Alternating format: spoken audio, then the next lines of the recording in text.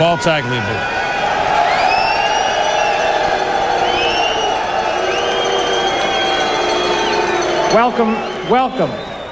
Welcome to the National Football League's 62nd annual college draft. Through a trade with the New York Jets, the St. Louis Rams have the first pick in this draft. So after 4 months of saying the New York Jets are on the clock, for the last 48 hours, we could actually say the St. Louis Rams are on the clock. The 1997 NFL Draft took place from April 19th to April 20th, 1997 at the Paramount Theater at Madison Square Garden in New York City. Linemen that have gone number one. Ron Yeri, 68, Minnesota. By the way, I can't believe he's not in the Hall of Fame yet. Chuck Bednarik from Pennsylvania, picked by the Eagles in 49. He is in the Hall of Fame. And Kai Aldrich, 1939, Chicago Cardinals. I don't know. There are not many on that list. To pick a lineman right here, he ranks Orlando Pace ahead of your other Elite Five in this group of six who will, in whatever order we see, Mel, be the first six names we'll have today. Well, these are the six players that are really definitely at the top of the draft board. These are the six that everybody tried to trade up to get. We had some premature trading with Oakland and Seattle. Oakland didn't get their man, Orlando Pace. St. Louis will. Shawn Springs, a brilliant corner. Darrell Russell collapsed the pocket-type defensive tackle. Boulware, Baltimore considered trading. They may keep the pick. Westbrook won a par almost with Springs, very physical. And Walter Jones. In time, Walter Jones could be better than Orlando Pace, if you can believe that. We're already extrapolating, and here's the first big word of the day, that, you know, that this is where Pace will go. Let's look at the St. Louis Rams a little closer. Second-year quarterback, right. Tony Banks, athletic, so moves around, but he gets sacked, what, 59 times, fumbles, most ever. He needs blocking. He really does, Chris. And I think the important thing is that Tony Banks has got to feel comfortable with what's up front. I mean, look at last year's draft. St. Louis, they wind up taking Lawrence Phillips first. They wind up taking Eddie Kinnison second, and then Tony Banks third. You take a look at the Rams' offense. Look at all the 28s, 27s, 29s. Fumbles lost, 30th. Sacks, 30th. Interceptions, 27th. That's a product of the sacks coming over. Turnovers. Everything revolves around the fact that their quarterback was not productive. When you look at a non-productive quarterback, I think the first place you have to go and look is the offensive line. I think this is an excellent pick for St. Louis to continue to build the future of this franchise. They took a chance last year. At one point, they started 6 guys on offense who were rookies. That's a big risk that Rich Brooks took. Now he gets to see the fruits of his labor from someplace else, unfortunately, and Vermeil gets the benefit. Lawrence Phillips is, of course, that's another story with the St. Louis Rams, the pick made last year before Vermeil was there. When he got out of spending time off-season for a transgression, Dick Vermeil was the first guy to see him there. Dick Vermeil wants to embrace this kid, doesn't he? He really does. I think, of course, Mel and I had our difference of opinion regarding Lawrence Phillips. I'm not going to tee that up quite yet. I still think he's going to be okay, Mel. I don't care what you say. And I think Lawrence Phillips will have grown up. The problems now, I believe, are behind him. And Dick Vermeil has basically sat down with this young man and said, listen, I need you to step up and be the guy that everybody expects you to be. Tony Banks proved he could get the job done. Eddie Kinnison proved he could get the job done. The only guy left in the 3 that were taken last year is Lawrence Phillips. And I really believe that Coach Vermeil and the veterans on that staff, Jerry Rome is the coordinator, does a great job with young people. I think they can bring them along and bring this kid to the level they need to. They've got all the pieces on the offensive side of the ball to get things done that they want to be productive. Well, if they draft Orlando Pace, then comes the problem. Now we got to sign him. And this could be difficult. That's something that, you know, he did not make the trade with him already signed. Let's go out to St. Louis with our Mark Malone. And Mark, good morning, out there still. And I've got to wonder what the Rams are feeling. Do they think they're going to get into a big battle in the trenches over signing Orlando Pace? Well, I've had some long discussions, Chris, with both Dick Vermeil and John Shaw, the general manager here, about that very subject. They don't think it's going to be too bad. They think the best thing that happened was they followed, or that Orlando Pace followed Keyshawn Johnson, a skill player, #1 pick. They know what the cap number is going to be, probably by Monday for the #1 overall pick. And they'll go ahead and start negotiations. There's been a lot of concern because Kevin Poston, who represents Orlando Pace, also represented Tshimanga Biakabatuka last year, the last player signed in the NFL. Dick Vermeil said, listen, we want to get this thing done. We're going to be fair about it. But the other thing about this whole thing, Chris, is the fact that they're talking about investment in this franchise for the long run. If this kid is 3 weeks late getting in here because of a contract situation, then that's okay. They understand that this guy is going to be a great player for a very, very long time. They're going to try to be fair with him. And again, I think under this new system, there's going to be a cap number for this player. And the fact that he's following Keyshawn Johnson, I think, makes it a very attractive situation for Orlando Pace. I know Vermeil has been in discussions with Orlando. They've talked several times since they've made the trade from 6 to 1, and he feels very comfortable about it. He says, all I've got to do is coach him. This franchise, Chris, has got to sign him.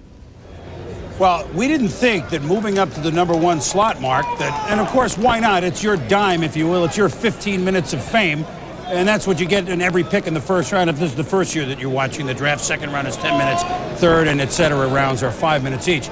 But perhaps, and I heard this morning that maybe Detroit was at least inquiring to go up all the way to number 1. Perhaps, Mark, the Rams could be getting other calls at this moment, even though they went all the way up to number 1 with a plan in mind. Would they entertain getting out of there at this point? Well, I'll tell you what, I talked to Dick Vermeil, and we spent some time last night and talked about this very subject. As of late last night, he had not had a phone call from anybody, no inquiries. Now, it could very well be there had been rumors that Detroit was looking to move up and take a couple of picks there. So it's possible. I don't think so. Dick said that it would have to knock his socks off if he was going to trade this pick. He actually wanted to go for 2 quality defensive football players in this draft, and he thought by having the number 1 pick overall, that would give him the ability to do that. But he said he felt comfortable with taking Orlando Pace because in his mind, he was the most dominating player in this draft. There was actually no question about that. Chris? Well, I don't know that anyone has knocked his socks off. They hope that Pace can knock the socks off of those that he blocks the pick is in.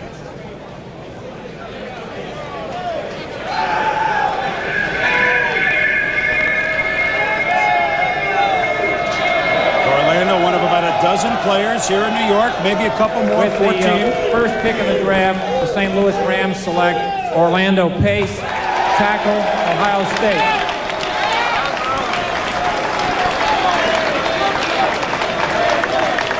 Six and a half, 335. You saw his athletic ability. And as we watch the congratulations for a young man that you had a feeling number 1 pick was a possibility even after a year ago in 95. Just a little thought. I mean, he's a wonderful kid.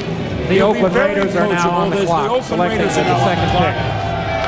How many years could he excel in the league? You look at him as a 10, 12-year player, Mel. Well, you have to, Chris. You're taking him number 1 overall in the draft. They had that major need at the left tackle position. They needed help. They went out and only gave up a 3, a 4, and a 7 to get the best player in this draft. Started 38 straight games at Ohio State, never missed a practice. Great football player. And as I said before, the one thing in this draft, Oakland and Seattle traded up very early in the process 2 weeks ago. Oakland wanted Orlando Pace. It did not work out. So you have to believe that Al Davis and the Raiders are not happy to see St. Louis deal up to the Jets' number 1 pick and take Orlando Pace. Well, certainly Orlando's signability is one question.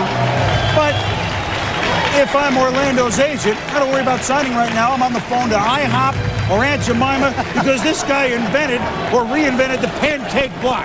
So if you're listening out there, there's the Rams an early select tip with the first from pick in someone the who 1997 cares. NFL Get the Draft deal first after the trade with the Jets to acquire the first pick in the 1997 and we hope that there is no trouble and that he gets in on time. Orlando and I don't know that he's going to be wearing number 1, by the way, Joe. I think they've got to put 3 numbers if they're going to go 1. It'll be 111 for this guy. You know, the other thing, too, and just looking at the film clips that we had on him, there's instinctive things that you see in this young man. For example, as he ran down the field with that last block that we saw, he didn't look back to find the runner. He looked back to locate him, but then he went on and made the block, never looking back. So that's the kind of stuff that it's very difficult for young guys to learn. He brings a lot of natural instincts to the position, as well as a big appetite, Boomer, which you mentioned. He certainly does. And although he says, he doesn't really like the pancakes for breakfast, he prefers waffles. I mean, that is it, but he can have whatever he needs. Well, next on the clock are the Oakland Raiders. They originally wanted Orlando Pace, but after, as Mel described, the trade up by the St. Louis Rams, the Raiders maneuvering of a couple weeks ago to acquire the pick from New Orleans here at number 2. Now they have already just the second pick of the draft. Decisions, and phone calls certainly coming from a couple of teams. Let's go to Miami with Chris Mortensen. And Mort, the Raiders have gotten some calls, obviously from Detroit, that's one. What else is going on, and who will be calling them in the next 12 minutes? Well, I think the Lions are probably having a final discussion with the Raiders about moving up from the 5 spot. Last night, they were willing to offer a third-round pick. I spoke to Bobby Ross, the Lions' new head coach, a little while ago. He's quite comfortable with staying at 5, so he's not going to overpay to go to 2. They would take Darrell Russell, the USC defensive tackle, if they moved into the Raiders spot. And if the Raiders can't trade, they apparently are going to take Darrell Russell. And some people will say they got Chester McLaughlin, they got Russell Maryland. Well, they would play Darrell Russell possibly at defensive end. And, of course, the Seattle Seahawks holding their breath that they don't take Shawn Springs, Chris. Well, could there be a possibility with the Jets involved here going up, or are they going to swiftly move down? I don't think so. I think that scenario is too complex, and I really believe this. If the Raiders move, it'll be with the Lions. Well, we'll keep pace on this one, no pun intended, but the man that's just drafted Orlando Pace is Dick Vermeil. He's come out to visit with our Mark Malone, and Vermeil's first draft pick in 15 years. He's got to be excited, Mark. Well, I'm sure he's extremely excited. He has been away from the game for a long time. I think a lot of people wondered, Coach, whether or not you could pull this deal off. You did. And you told me you'd make this pick very early, but then you were on the clock for a while. Were there any phone calls, anybody at all interested in this pick? No, nobody really called. And we had made up our mind really this morning when we came in here after visiting with you last night and that kind of stuff, that really Orlando is the guy. Orlando is going to set the pace here in St. Louis. In terms of his signability, you and I have talked about that. That's not really a concern for you, and that's interesting because obviously this guy's going to demand a lot of money. No question, and he'll deserve it, and we'll make him earn it too, believe me. But I think I have to worry about coaching him. I have to worry about everybody else we put on the field. Jay Zygmunt, who handles that. John Shaw will back it up. They'll get it done. Sooner or later, it will get done, and he will be on the field. Currently on the depth chart, you have a former #1 draft pick in Wayne Gandy at left tackle. Is Orlando Pace your starting left tackle as of today? Chances are he will be when we get him on the field, and we'll move Wayne over to the other side and compete at that right tackle spot, and maybe Wiegert inside at a guard.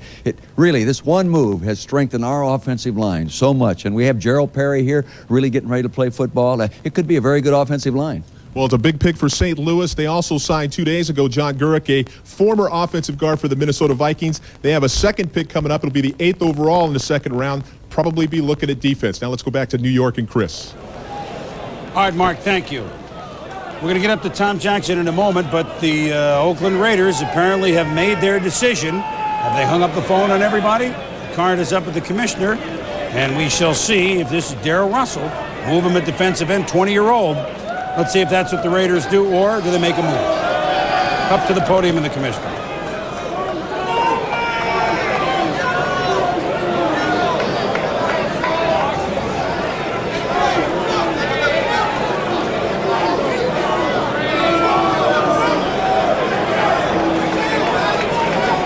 With the second pick in the draft, the Oakland Raiders select Darrell Russell, defensive tackle, Southern California.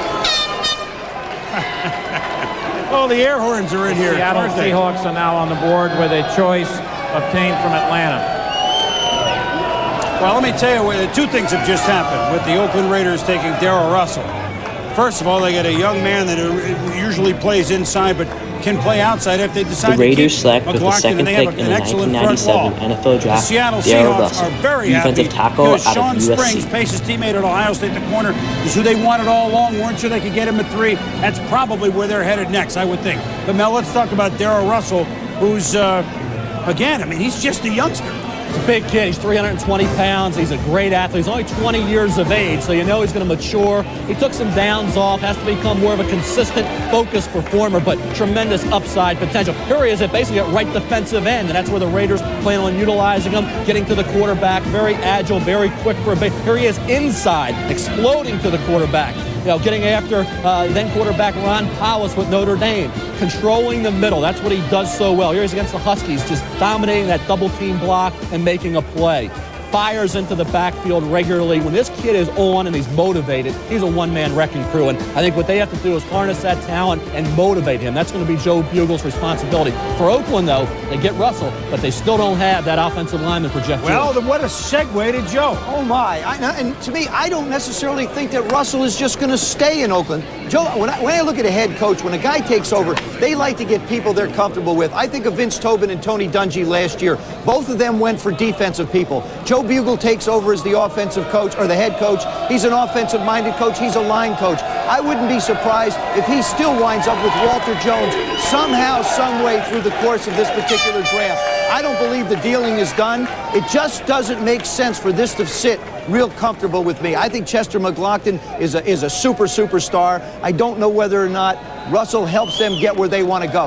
You invest so much money in Jeff George, you got to bring somebody in to protect him and look at the future of that particular side of the ball. So I'm not 100% convinced that we haven't seen the last of this movement here yet. Well, one scenario could be that Walter Jones falls to number 6.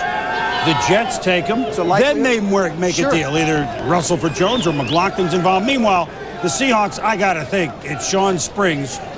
As that card has sprung up to the commissioner, it didn't take more than a couple of minutes. Seahawks, first of their 2 first-round selections. Number 3 here, number 12 in a while. Now we told the card was up there. That can't be a pronunciation problem, right? Springs? No, sort of a fairly simple word to get out. Well, I got a team photo first. You got to do that first. The commissioner actually is there. Yep. You just can't see him. That's right. And he's, what, 6'5"? That's right. He's behind Darrell Russell somewhere. You know, the amazing thing about Darrell Russell, when you look at him on film, he carries 320 pounds, Mel, but it's spread out over a big frame. I mean, he's a guy who could go, it looks like, maybe to 330 and still carry it comfortably. He is huge. I mean, you look at a guy can really plug the middle, can do a heck of a job. All right, here now is the Seahawks. Third pick in the first round, the Seattle Seahawks select Shawn Springs, defensive back, Ohio State. Now, so the Buckeyes. The Baltimore Ravens are now on the clock. Buckeyes with 2 of the 3 first picks, and boy, Seattle, a sigh of relief. They had targeted him throughout.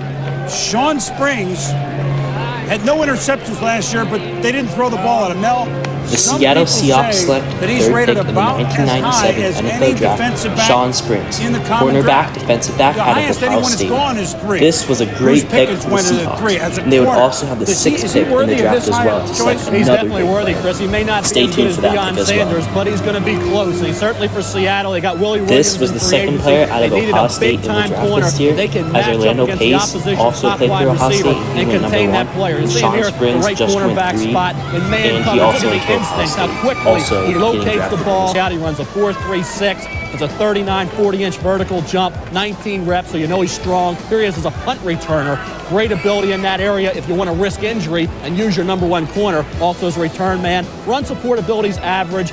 Decent tackler, but you're paying Shawn Springs the big bucks to match up against the Jerry Rices and the big-time wide receivers that can beat you. That's his job to tame those guys. Well, Shawn Springs from Silver Springs, Maryland. His dad, you may remember, running back, pretty good with the Dallas Cowboys, Ron Springs. It's in the bloodlines, and now he's the 3rd overall pick. We'll get back to discuss him a little bit. And the Baltimore Ravens on the clock. And will they keep this 4th pick? They've said for a while they want to bail out. Do they bail? Do they stay, or do they go? That's the question as we roar on here in the Apple.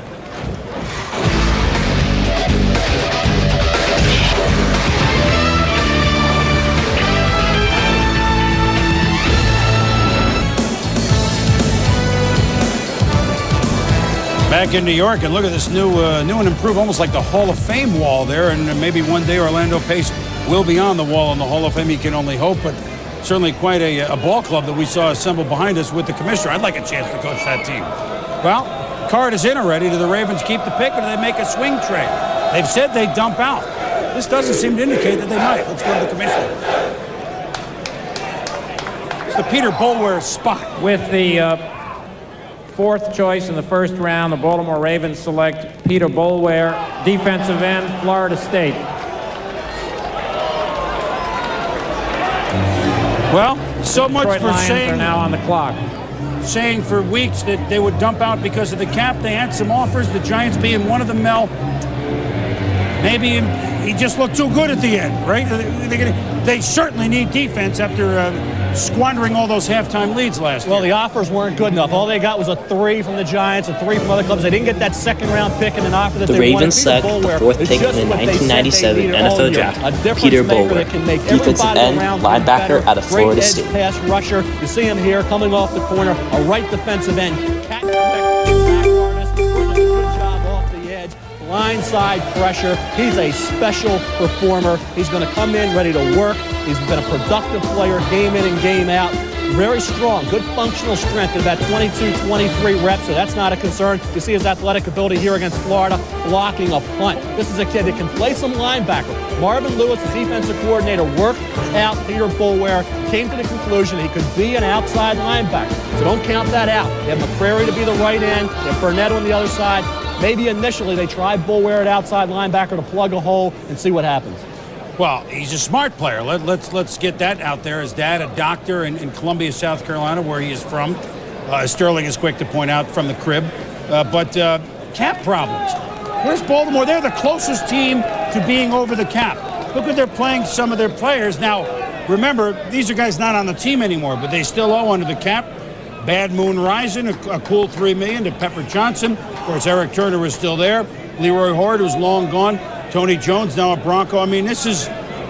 They said they couldn't afford it. What are they going to have to do, Mel? Well, what they're going to have to do is try to battle with Peter Boulware and his agent to get him into camp on time. Yeah, Jonathan Ogden got a heck of a deal last year with voidable years in that contract, and he's going to want a similar contract. There's no question about that. When you look at Jonathan Ogden's deal, that's what the agent for Peter Boulware is going to want. So it's going to be really tough for David Modell, Ozzie Newsome, Art Modell to get him into camp on time, because that's a key. As an outside, if he is an outside linebacker in this 4-3 defense, he's going to have a lot to learn. Playing in reverse, coverage responsibilities, a new position. So I think it's imperative, if that's the case, to get him into camp as quickly as possible. Well, very quickly, the Detroit Lions are up there, and it's got to be the corner, Bryant Westbrook, or Walter Jones, the tackle. These are the two next guys. Which ones do the Lions select?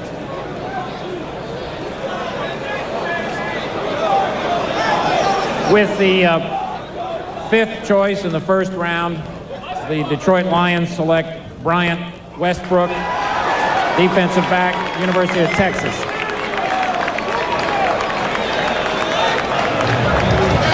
The Lions select New York fifth Jets pick are now in the on the clock. 1997 NFL Draft. And with Bryant that, Westbrook, cue the crowd. cornerback, defensive back, Lions, out of in a Texas. division with the Super Bowl champion Packers and the great receivers at Minnesota, and they had to go, and he's a big corner.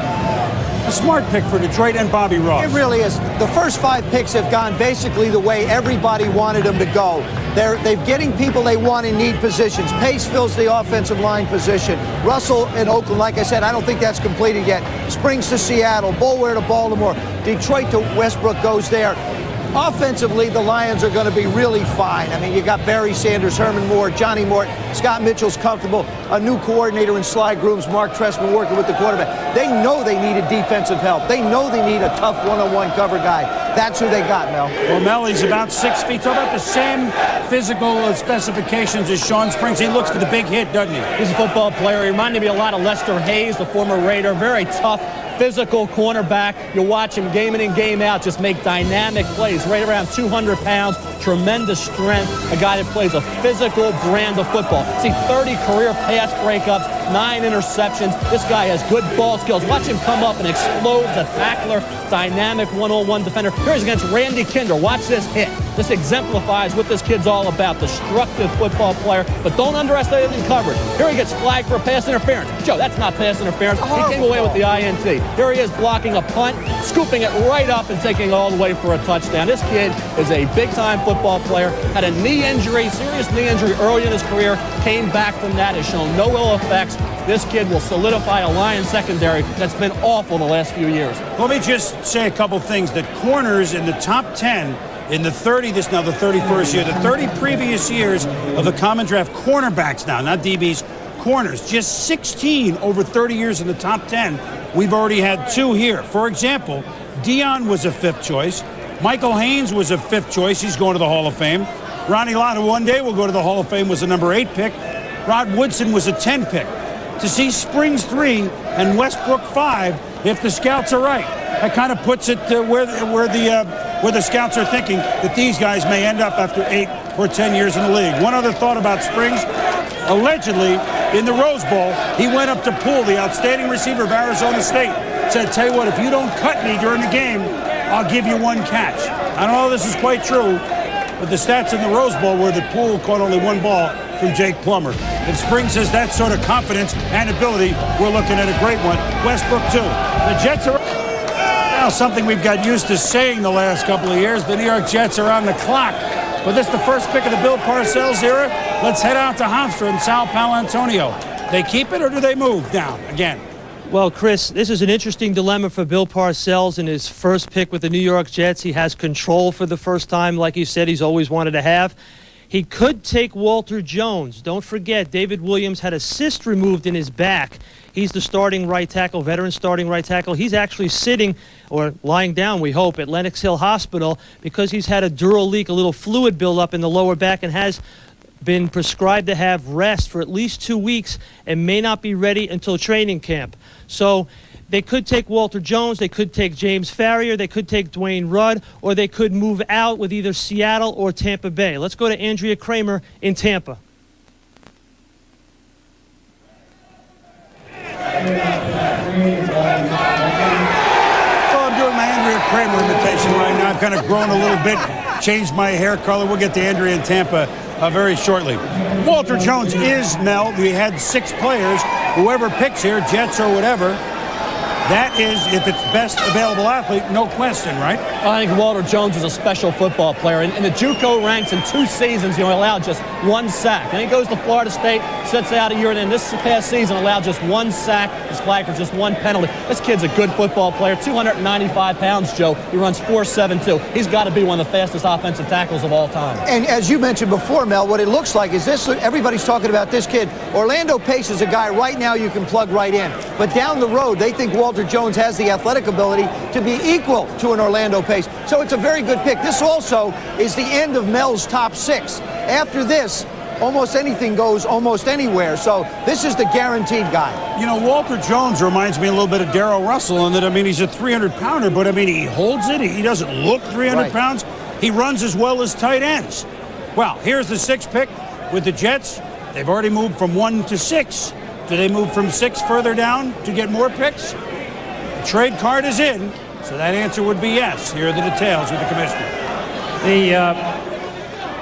With the 6th selection in the first round, the New York Jets have traded with Tampa Bay. Tampa Bay is now on the clock. The Jets obtained Tampa Bay's pick in the first round, which is the 8th choice overall, and Tampa Bay's pick in the 4th round, which is the 104th choice overall. Tampa Bay is now on the clock. Well,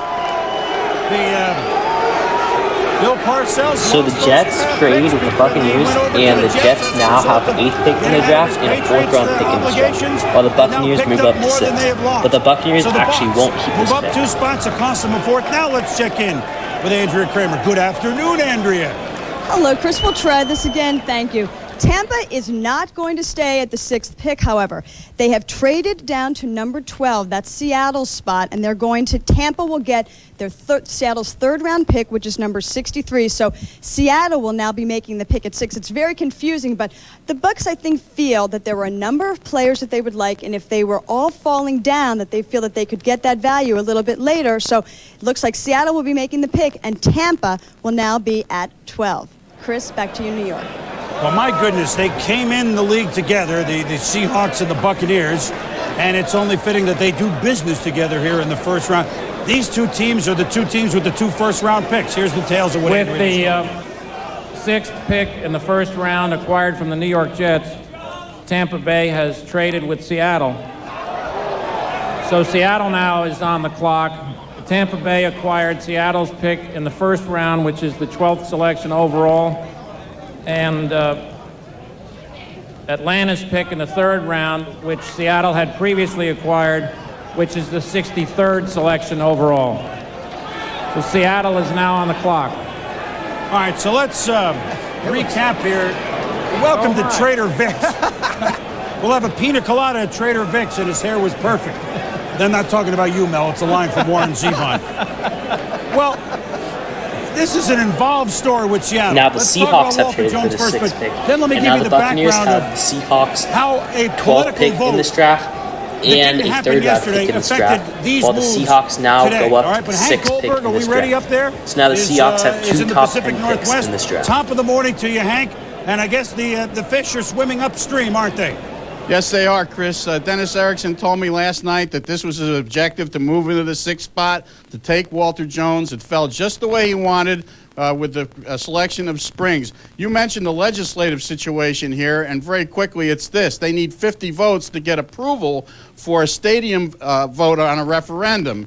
And they haven't gotten those votes, and the election hasn't taken place, but they decided to go about their business as if that situation doesn't exist. The problem is they're looking at $13 million in bonuses and salaries right now, Chris. So that's the situation here. They're feeling pretty good. Well, they should feel pretty good. We're going to go back to you in a minute, but let's make it official with the commissioner, Hank.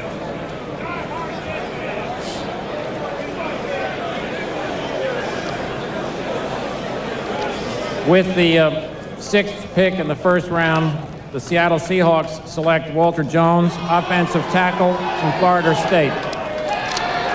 My goodness. The New York Giants are now on the clock. The Seahawks, as Hank said, did exactly what they wanted to do. Let me take 15 seconds and clean this up. If the House does not vote yes to put on the ballot in June to the people of the state of Washington or King County the opportunity to fund a new football stadium, and if that goes on the ballot and it's not funded, Paul Allen on July 1st will either exercise or not exercise his option to buy the team. He has a few shekels. He's already spent some for the Chad Browns, etc. He said if they don't approve the stadium, he's not buying the team. The future of the Seahawks up there is in question pending these moves in the legislature. Now, as you know, Microsoft co-founder Paul Allen did purchase the Seattle Seahawks in 1997 for roughly $200 million, and he helped lead the team to a Super Bowl win along with John Schneider, the amazing general manager, and Pete Carroll. And now, more recently, with the defending Super Bowl champion Seattle Seahawks, with general manager John Snyder and head coach Mike McDonald, the Seattle Seahawks are still looking for a new owner in modern times now. Helmet to helmet, Joe. Watch him. There you go. Now that's domination. You watch him time and time again. As you may see here, the Seattle Seahawks selected the 6th pick in the 1997 NFL Draft, Walter Jones, offensive tackle out of Florida State. And this was the 2nd Florida State player drafted in this draft. And with the Seahawks selecting Walter Jones, they have selected 2 of the top players in this draft. And selecting Walter Jones was an amazing pick for the Seattle Seahawks. He is a great person and a great football player. The first player to be drafted out of Florida State in this draft was Peter Boulware, and now Walter Jones was the 2nd player out of Florida State to be drafted in this draft. What great players both of them turn out to be. Personally, I'll tell you what, I think Seattle right now is the odds-on favorite to compete for the AFC Championship. I'll put that out there right now, right out front. The AFC or the AFC West? The AFC Championship. Let me write this down. Whole enchilada. 12:43. Yep. Write it down. On draft day. On draft first day. round. I think they've got. Now I'll let the video go on. Enjoy the draft video. We'll be back near the end of the video. Speed. Offensively, they're winding up with a football team that with Joey Galloway, Chris Warren, young Kendall, young Jones, a backup in Warren Moon, you got all the things you need in place to be competitive on both sides of the ball. So the Seahawks take 2 of the first top 6. Guess who's on the clock? G-Men! The Giants have their turn. We'll be back. This has happened. Now, the Giants 7, Jets now 8. Still allows us for the 4th time ever in the common draft at 67 that the 2 New York teams have gone back-to-back. 77, Marvin Powell, Gary Jeter, good picks. 81, outstanding picks with LT and Freeman McNeil. 92, tight ends, Derek Brown and Joni Mitchell. They paid paradise and they put up a parking lot with those picks. All right, now, the Giants. This is 7 through maybe 25 in value. They're not thrilled with this spot. We may have a name that's unusual. Help us out, Chris Mortensen. You got an insight on the Giants' moves? Well, you know, they were going up to 4 to take Peter Boulware, the Florida State defensive end. Some people would say, why? They had Cedric Jones last year, Michael Strahan. They would have put Boulware up on the weak side, let him play in space and rush the passer. James Ferrier might be an attraction here, but you know what? Jim Fossil needs some weapons. That's why people have been talking about Colorado wide receiver Ray Caruth, Florida wide receiver Rido Anthony, and don't rule out the Cal tight end Tony Gonzalez here either, Chris. Let's go to Sal Palantonio with the Jets. Thanks, Mort. It looks like Bill Parcells may be done dealing finally. We just talked to the people in the draft room. They say that they'll probably stay at number 8. They'll probably focus on defense. They like linebackers Dwayne Rudd and James Farrier, and that's probably the way they'll go. But you never know. He's trying to accumulate as many picks as possible to get this 1-15 Jets team back on track. Now let's go back to Chris Berman in New York. All right, Sal, and while they do that, get rid of some of their higher-priced veterans and give them room under the cap in future years. Well, you know, once a football player, always a football player. Tom Jackson and Sterling Sharp were Pro Bowlers, 2 of the best. And although they have retired from the game, they said, look, if we're coming to New York for the draft, let's play some football. So let's go up to the dapperly dressed duo. And now what are we doing here? Looks like more like a wrestling ring with pylons. Peter Boulware, you going to talk about him? Yeah. Well, Hi, guys. When you begin to assess Peter Boulware, and Chris, if the field was this big, I could have played a lot longer. When you begin to assess Peter Boulware, you first come to the unique combination of speed and power. He's a guy who only weighs 260 pounds, but he plays a lot bigger than that. When you look at this guy come off the corner, he's able to shorten the corner. He doesn't run himself out of the play. He's able to fall back. He doesn't get so far upfield that he can't come back. But look at the right shoulder. He dips. He makes a nice play. Now, I think the thing that you want to do if you're Peter Boulware is you want to be balanced up. And the reason I wanted to show his stance right there is whether he was on the right end or the left end, he tended to be in that left-handed stance. But those are all things, Sterling, he can work on technique-wise. And he's a kid that, Tommy, that you can work with, because I've been knowing this kid ever since he was 10, 12 years old. And when I got drafted in 1988, Peter Boulware was the guy who answered the phone. Of course, it was the Green Bay Packers, and I told Pete to go ahead and talk to him. I was waiting for a better offer, but it worked out well for me in Green Bay. But Peter Boulware is very coachable. He's a young man that just wants to come in, and his technique that Tommy talked about, I think he'll be fine because he wants to absorb that information. And as I go back over to Boom, I think if I'd have played on this field, Chris, I might have had a few more catches, too. I think I might have had a few more catches over there. Joe, do you think you could hit me on a square out in that field? I think I could hit you on this one. Don't go much further than that, though. I got to be honest with you. That's about the limit of the arm right now. I don't think I can go that much further than that. I'm about a 3rd and 4 guy. Send me out 2 steps, turn around, and fall down, maybe to pick up that extra yard. The Giants now start a new group of names. And Mel, now we got to get everybody familiar with the next group of names, although we understand that the Giants are talking about a name that will not rock the draft, but just maybe not a name that we'll see right here. Well, we see some good football players. It's not the Elite Six. And remember last year, the Giants missed out on Jonathan Ogden, had to settle for Cedric Jones. So the second straight year, the Giants are just off the fringe of getting one of those elite players. We see Warrick Dunn. He's a 3rd down specialist, a creative football player, versatile, could fit in well with anybody. Marcellus Wiley's my sleeper, has been all year, coming on strong.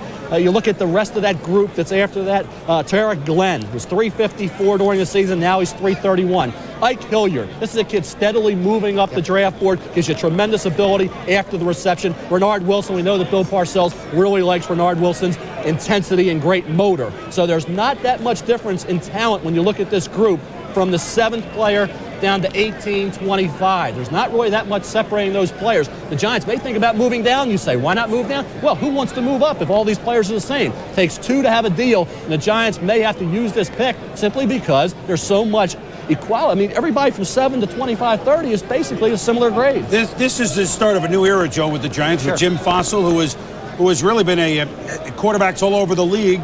Love him when he's the offensive coordinator. Now he's head coach. He's vowed to make Dave Brown a big-time quarterback. You would think he would go out and get him some help, wouldn't you? Well, look, I think there's only one thing you have to look at, and that's the right-hand column. This is the Giant offense. That's all 30s, folks. Those are not misprints.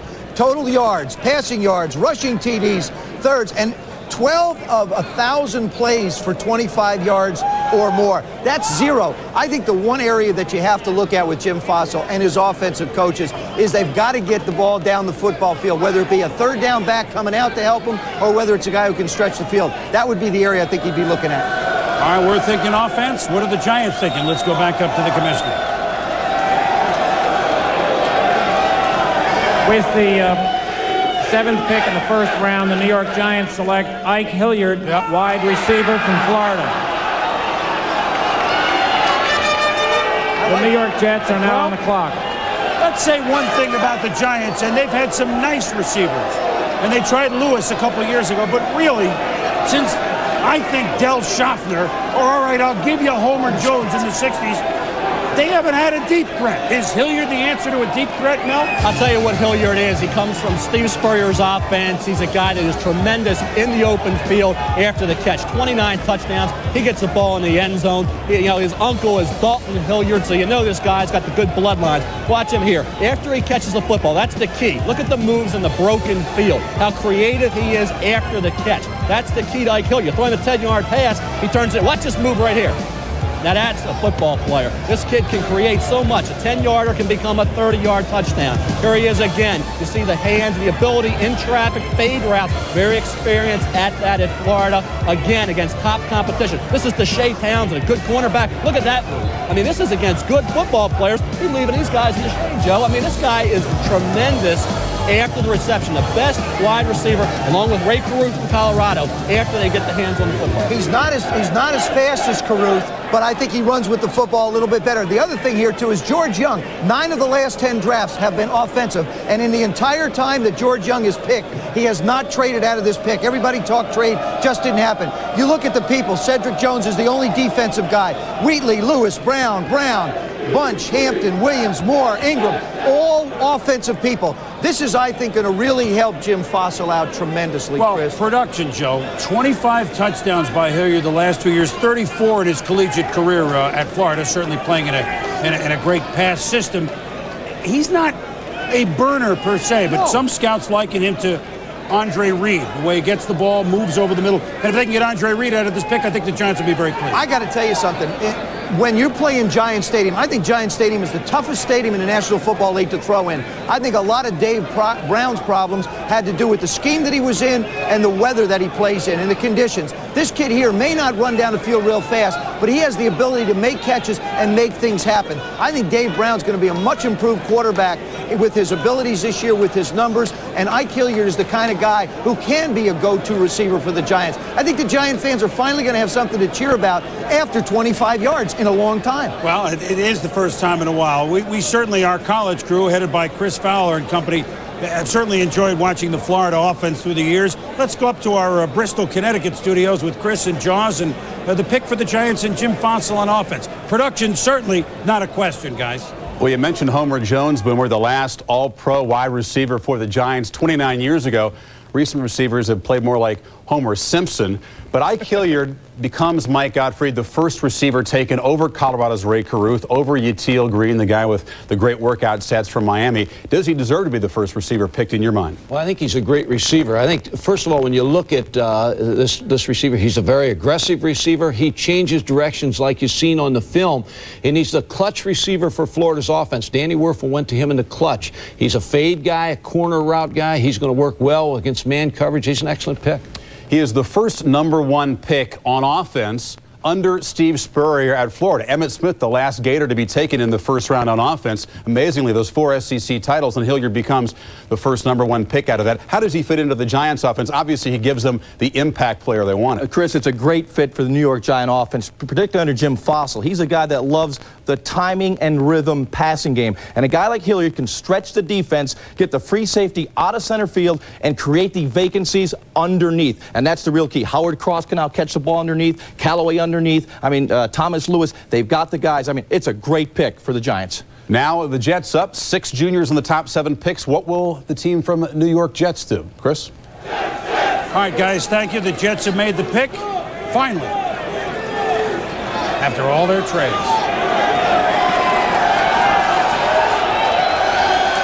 I think this is the Jet home game. 8th pick in the first round, the New York Jets select James Farrior, linebacker, University of Virginia. Well, Mel, the Arizona Jets Cardinals have taken a linebacker from Virginia. I think we've done this dance before, have we not?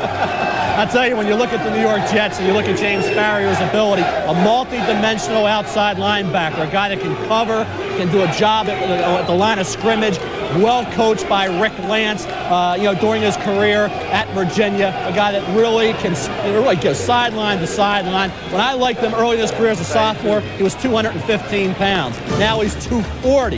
You see a guy tremendously strong, 24, 26 reps. Like I said, Rick Lance coached both Farrier and Jamie Sharper and did a heck of a job. Watch him here, number 42. They turned him loose a lot more this year, let him get after the quarterback, but really sets him apart. Watch him in coverage here. It's how he senses things. Also shows very good hands for the interception. So when he gets the opportunity for a turnover, he converts. You watch him here again. Look at his ability. He moves quickly, locates the ball, no wasted motion. That's what you like about Farrier. Consistent productivity. Traditional 4-3 outside linebacker. I thought he was a guy that could come right in and start at an outside linebacker position. Well, first of all, you like if he's a defensive player, you take the F out, you put the W in, he's Warrior. So that's the first thing you like about him. Second, can we bury the misunderstanding here? Jeff Lageman was the guy I was talking about, who you liked as a player. Can we bury it? Mike Hickey, who called me the other day, and Mike, I owe you a call. You liked him as a ball player, and you like Farrier as a player. I like what the Jets did, right? They created an opportunity. Yes. They didn't take James Farrier where they were picking. They moved down twice and still got James Farrier. That's the difference. The Jets took Lageman where they were slotted. The Jets and Bill Parcells moved down twice. Now they have extra choices that they can turn into good football players, especially for a Jet team that needs to solidify so many positions. Let me tell you something quickly as we go to South Palo Antonio. I think the team on the clock next, Arizona, was looking at Farrier. Now they're scrambling in their war room right now. That's changed their philosophy. Bill Parcells, Sal's got to feel pretty good. Couple of moves, still get a heck of a performer on defense. Right, and he got an extra 4th-round pick out of it. But the linebacker, Boomer, was really not a need area in defense for a defense that was ranked 30th in the league in touchdowns allowed last year. They did sign Pepper Johnson, a former Giant that was with Parcells in New York during those Super Bowl years, to play middle linebacker. They have Mo Lewis on the strong side, and Marvin Jones was moved to the weak side. We've heard from a number of teams that the Jets are trying to trade Marvin Jones. Now let's go back to New York. Well, the last 2 seasons, Sal, Farrier is registered, doing some quick addition here, over 250 tackles. Here's what the Jets have done thus far, starting with their move a couple days ago with the Rams. As you look at Farrier and the commissioner, it is a Jet home game here. The Jet fans have outnumbered the Giant fans, by the way, for scoring at home. The Rams got, here's what the Jets got in the pace deal, as it turned out. They swapped the ones, they pick up a 3, a 4, and a 7, which they traded to Philadelphia to get Dixon. Then they traded that one to Tampa, to swap spots, and they pick up an extra 4. All right, so for all that, they pick up Farrier, and they get 1, 2, 3, 4 extra picks out of it. So the Arizona Cardinals are on the clock. Now they may have a decision. Who's going to wash his face at the end of the day? We'll be back.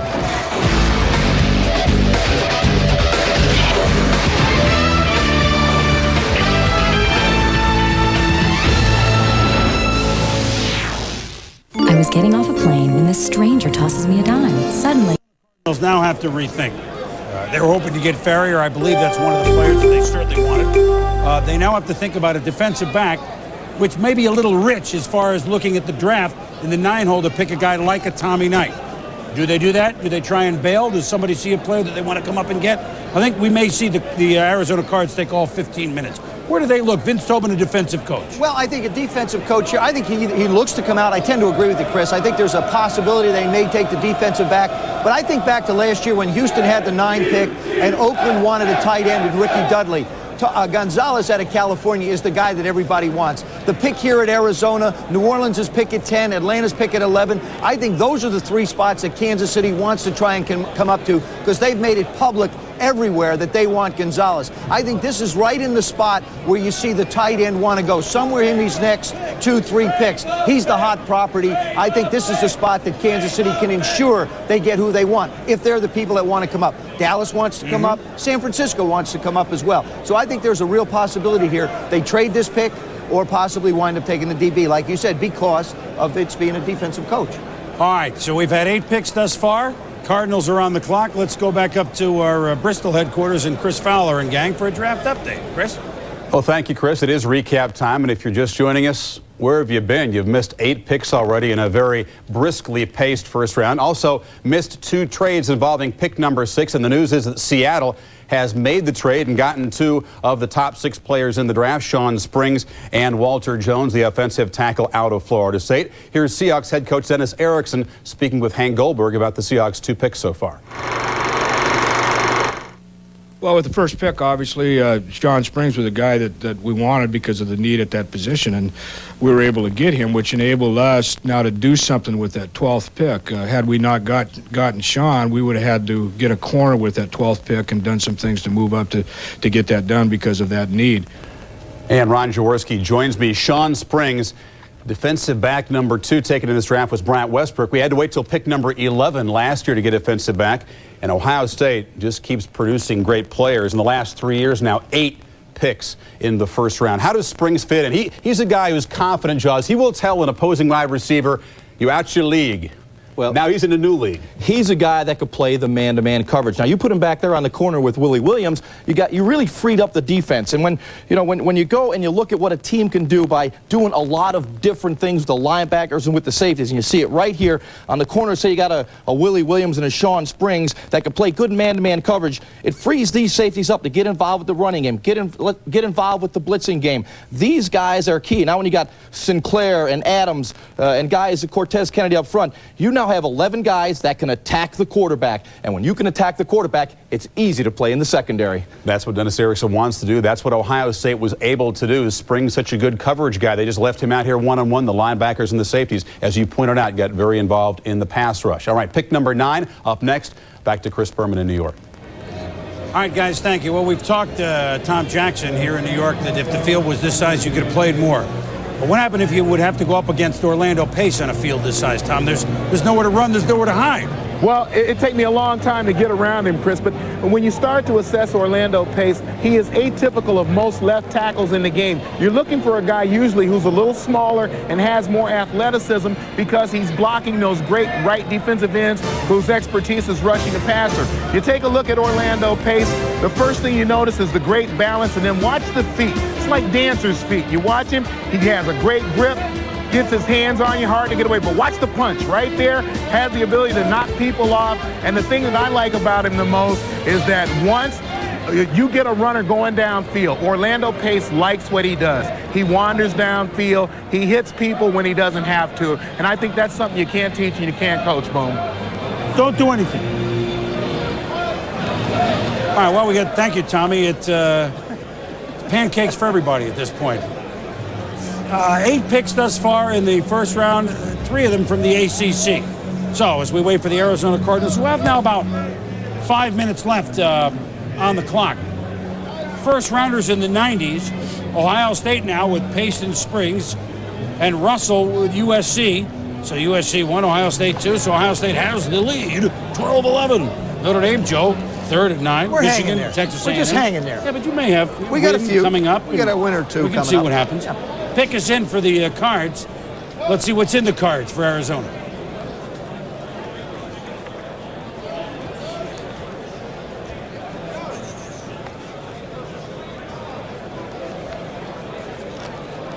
Look at this. He's delivering sodas.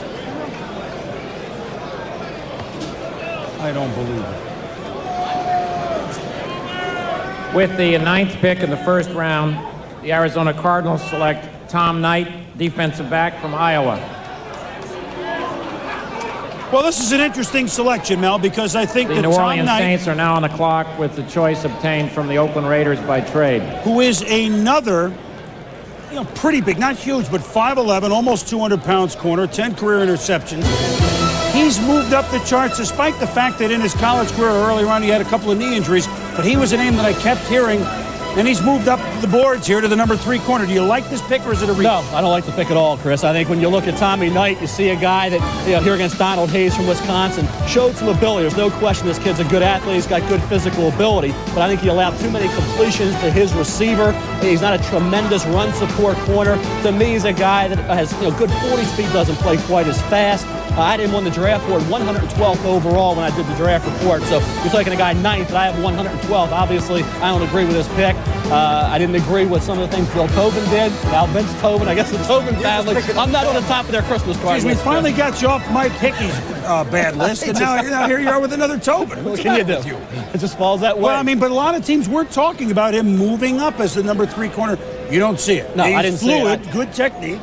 Well, he is, but he allowed so many completions to his side of the field. I just did not see a dominant guy. You see Springs and you see Westbrook shut down people. Knight did not do that despite the physical and athletic ability. It was a year very deep in corners, so if you're Arizona, you try to trade down. The problem probably was who are they going to trade down with. We said at this spot it was tough, although you wonder if they had any offers. Gonzalez was a hot property. When does that trade occur?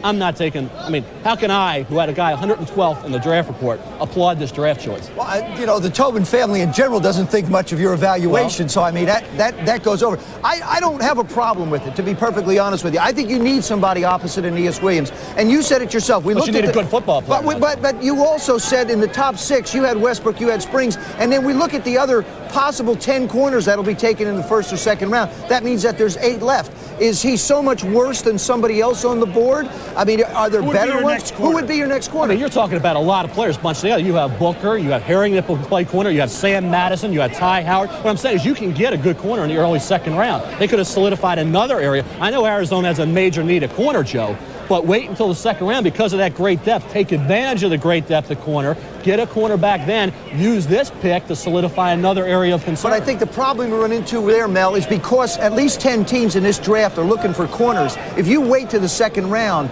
somebody of a quality you might want is not going to be there. Sure, you got 25 corners would make it great. I mean, you have a lot of depth. You're not going to lose all the corners in the early second round, Joe. Well, the Arizona Cardinals, it's good that we disagree. Is it great taste or is it? No, never mind. So Arizona begins their day with a Knight. Tom Knight is their pick. Next up on the clock, the New Orleans Saints, which has been a hot spot for that rumored Kansas City to come up to Gonzalez trade. Let's go quickly back to Jets headquarters in Sao Paulo, Antonio. Thanks, Boomer. We're here with Bill Parcells, head coach of the New York Jets. You were sitting at 6. You decided to pass on a player like Walter Jones. You moved down to 8. You got James Farrior. What do you like about Farrior? Well, we like him very much. We probably would have taken him at 6 if we'd kept the pick, but we had an opportunity to move. Obviously, we had discussions with Seattle. We had the chance to go to 12. Tampa Bay called late, and to ensure that we felt like we had 3 guys that we liked a lot, and Farrior was among them. And when we got a chance to go to 8, we thought it was a good move. We picked up an extra pick, so, you know, we need volume. I've been saying that all along. Now at least we've got a little bit. Where do you put Farrior in the lineup right now, Bill? I don't have any specific idea other than we're trying to collect good players, Sal, and I think this guy's a good player. He's a good class kid. He's smart, and he's aggressive, and he's from a good program, and we're just trying to collect those kind of guys, and then we let them fight it out in camp. Does this mean the end of Marvin Jones's career here? I know a number of teams would like to take him off your hands. Well, I don't know anything about that. You know, as I said, we're trying to collect a number of good players. Wherever you draft a player these days, they always run to the incumbent and say, you know, what's this mean for him? Well, obviously, you're investing in a good player. You hope he comes in and plays, but he's got to earn his job just like anybody else. You got the 31st pick in the draft quickly. What area would you like to go there? Well, I don't know. You're going to have to see what's left.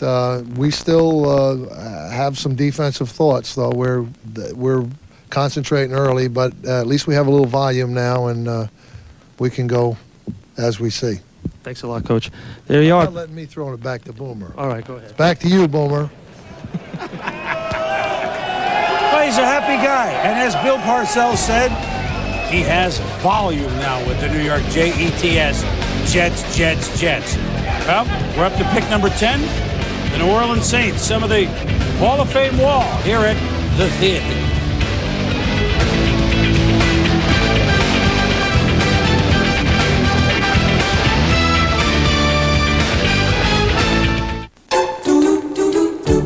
Okay, how did Priority Mail win over the Emmys? Well, we delivered over 75,000 videotapes of the TV shows entered for Emmys to the voting Academy members. On a tight timetable, on a tight budget. And the winner is Priority Mail. So we came here for the Emmys. How about you? What's your priority? Priority Mail from the U.S. Postal Service. Now that I'm teaching in the business, we're getting really close. Even though my job takes me on the road a lot. But that's no problem. I have them call me 1-800-COLLECT. It's inexpensive, so we can talk as often as we want. Without screwing up the bottom line. Yeah, calling with 1-800-COLLECT has really helped us get to know each other. Yeah, we talk about business and sports and women. By the way, how is Shelley? That's Charlene, Dad. Charlene. 1-800-COLLECT. They love to hear from you.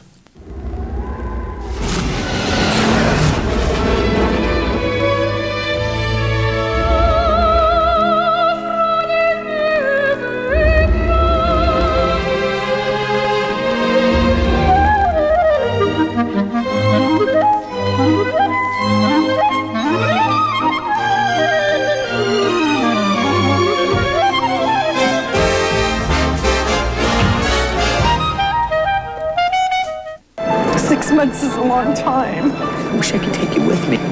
Yeah, me too. Oh. Please, for me, all right? For the plane ride? Smile.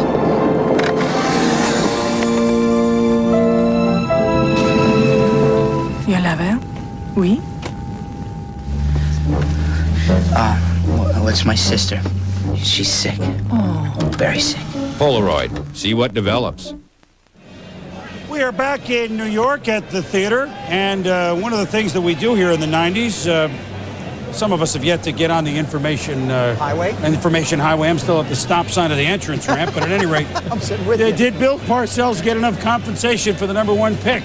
And if you dialed ESPNnet.sportzone.com, 69% said yes, he did. 31% no, he did not. And of 100% of the votes, Bill probably couldn't care. The New Orleans Saints, the first pick in the reincarnation of Mike Ditka, now on the clock. About 7 minutes to go if the Saints indeed keep their selection here. Remember, yesterday the Saints did acquire Heath Shuler, quarterback, Washington. So that might be something that they might have looked at beforehand. They're not anymore. Let's go down to Linda Cohn, who is down on the bayou. Linda, welcome. Chris, yeah, Mike Ditka told me acquiring Heath Shuler yesterday was their biggest need, but they have a lot to be happy about right now, and I'll tell you why.